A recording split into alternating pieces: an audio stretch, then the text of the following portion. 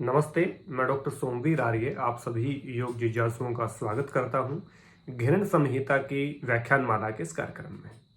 आज हम चर्चा करेंगे धोतियों में अंतिम धोती अर्थात मूल शोधन की। मूल शोधन के कोई प्रकार नहीं है, मूल शोधन एक ही प्रकार की धोती है, मूल शोधन धोती हम इसको कहेंगे। स्टार्टिंग से हम बात कर रहे हैं षटकर्म की, तो षटकर्म के अंदर हमने 4 प्रकार की धोतियों की बात कही। सबसे पहले अंतर धोती, उसके बाद दंत धोती, तीसरी हमने बात की हृदय धोती, और चौथी जो धोती है वो है मूल शोधन। सबसे पहले हमने अंतर धोती के 4 प्रकारों की बात की, वातसार, वारिसार, अग्निसार और बहिष्कृत धोती। इसके बाद हमने दंत धोती के बारे में बात की, दंत मूल, जिह्वा मूल, कर्णरंध्र यानी कि 2 प्रकार के कान, एक लेफ्ट एक राइट, और उसके बाद कपाल रंध्र की बात की। तो 5 धोतियों की ये, 4 की पहले। उसके बाद हमने हृदय धोती में बात की। सबसे पहले हमने बात की दंड धोती, उसके बाद हमने की वमन धोती, उसके बाद हमने बात की वस्त्र धोती की। ये 12 धोतियां कंप्लीट हो गई। इसके बाद हम 13वीं जो धोती है, या हम कहें धोती के 4 प्रकारों का जो चौथा प्रकार है वो है मूल शोधन। मूल शोधन अपने आप में बहुत इफेक्टिव और बहुत ही, ये कहें कि बहुत आवश्यक षटकर्म है, और इसका प्रचलन बहुत नहीं है, लेकिन इसका प्रचलन होना चाहिए और बहुत ही इफेक्टिव है और बहुत लोगों को लाभ करेगी और बहुत लोगों को आवश्यकता भी है इसकी। मूल शोधन जैसे कि नाम से ही है कि मूल का शोधन करना। मूल क्या होता है? मूल होता है बेस।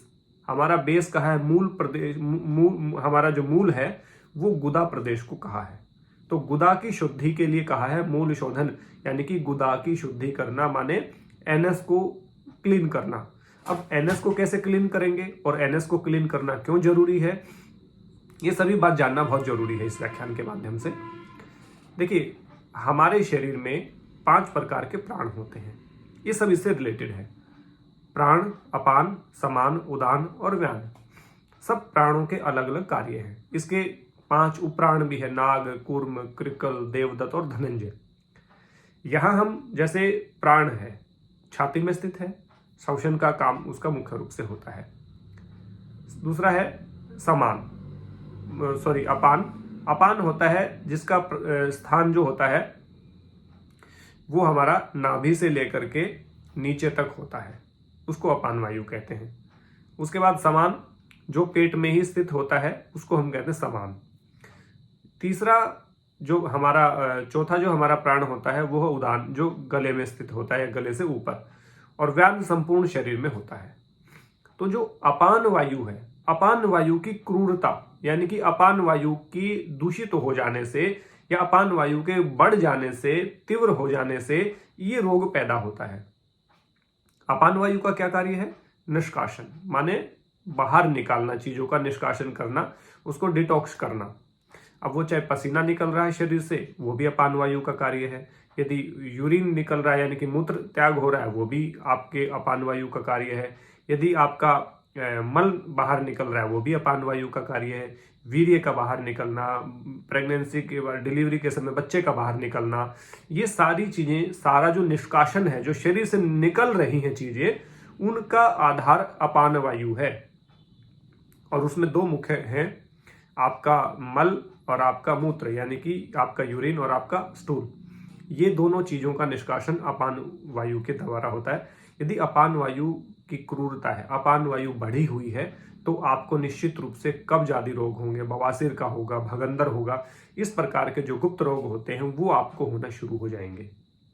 तो उन रोगों की रोकथाम के लिए, सभी अपनी गुदा को शुद्ध करने के लिए, अब इसमें क्या कहा गया, इसमें मध्यमा उंगली या हल्दी की जड़ की बात की गई है। जिन लोगों ने हल्दी की खेती देखी है, तो हल्दी का पेड़ जिन्होंने देखा होगा, तो हल्दी के पेड़ को जब निकालते हैं तो हल्दी, कच्ची हल्दी होती है, इतनी इतनी लंबी या इतनी लंबी भी होती है, तो वो एक हमारी उंगली के जितनी ही मोटाई उसकी लगभग होती है। तो यहाँ कहा गया हल्दी की जड़ या मध्यमा उंगली का प्रयोग करें। तो उंगली के प्रयोग से बचें और हल्दी की जड़ का प्रयोग करें। हल्दी की जो जड़ होती है, हल्दी की जड़, वो हल्दी वास्तव में वही होती है, उसको तोड़ करके कच्ची हल्दी होती है, उसके बाद वो हल्दी को हम दूसरा उसका प्रोसेस करके उसको खाने के लिए प्रयोग करते हैं। कच्ची हल्दी का भी प्रयोग बहुत लोग करते हैं। तो कच्ची हल्दी जो है उसका आप गूगल करेंगे तो फोटो भी आपको दिखाई देगा। तो इतनी लंबी ऐसे होती है। तो उसको लेकर के अपनी गुदा प्रदेश में प्रवेश करवाना है। उकड़ू बैठ करके, या जैसे कि हम कागासन में बैठ के, जिसमें हम मल आसन में जिसको कहते हैं, जिसमें हम मल का विसर्जन करते हैं, उसमें बैठने से क्या होगा, आंतों के ऊपर प्रेशर पड़ेगा और हमारी आंतों के ऊपर प्रेशर पड़ेगा और मल द्वार खुल जाएगा। मल द्वार के खुलने से हल्दी की जड़ को साफ करके उसके ऊपर वाली लेयर को उतार करके अपनी गुदा में प्रवेश करवाना होता है। जैसे ही गुदा में प्रवेश करवाएंगे उसको 2 से 3 मिनट आप अंदर रखें। 1.5 से 2 इंच आपकी जो हल्दी की जड़ है वो, यानी कि इतनी हल्दी की जो जड़ है वो गुदा के अंदर प्रवेश करवाएं। अब उससे होगा क्या, गुदा अंकुचन और प्रसारण का काम करती है। तो गुदा उस हल्दी से उस रस को खींचेगी अपने अंदर। जो हल्दी का जो रस जाएगा, हल्दी सबसे बड़ी एंटीबायोटिक है, हल्दी से बड़ा एंटीबायोटिक कुछ भी नहीं है। पूरे विश्व में हल्दी सबसे बड़ा एंटीबायोटिक है, यानी कि रोग प्रतिरोधक क्षमता को बढ़ाता है और इन्फेक्शन को रोकता है। तो जब गुदा में हल्दी का रस जाएगा और गुदा उस रस को कंज्यूम करेगी तो वहां पे रक्त का संचार ठीक तरह से होगा। और अपान वायु की जो क्रूरता थी, अपान वायु जो बढ़ी हुई थी, जिसके कारण गैस ज्यादा लीक हो रही थी और कॉन्स्टिपेशन हो रहा था, कब्ज हो रही थी, जिसको हम कहें बवासीर हो गई, भगंदर हो गया, वो रोग बहुत जल्दी ठीक होते हैं। जो बवासीर का रोगी है कम से कम 1 महीने तक यदि वो नियमित रूप से करता है, जिंदगी में उसको बवासीर नहीं होगी, क्योंकि ब्लड का जो प्रवाह है वो वहां तक ठीक से नहीं पहुंच पाता अपान वायु की क्रूरता की वजह से। देखिए, यकृत है, जो हमारे जो किडनीज हैं, वो कब काम करती हैं, वो मूत्र का निष्कासन करती हैं। आंतें किसका काम करती है, मल का निष्कासन का काम करती है। और अपान वायु आंतों पे, गुर्दों पे, लीवर पे, इन सब पे काम करता है, इनसे निष्कासन का। और ब्लड के सर्कुलेशन का भी काम करता है। ब्लड के सर्कुलेशन का काम हमारा अपान वायु करता है। अपान वायु से हमारा ब्लड का सर्कुलेशन ठीक होता है। तो इसलिए उस अपान वायु को बैलेंस करने के लिए, उस क्रूर वायु को बैलेंस करने के लिए हल्दी की जड़ को हम गुदा प्रदेश में प्रवेश करवाते हैं और उसके बाद उसको हल्दी की जड़ को फेंक देते हैं, उसको डिस्ट्रॉय कर देते हैं।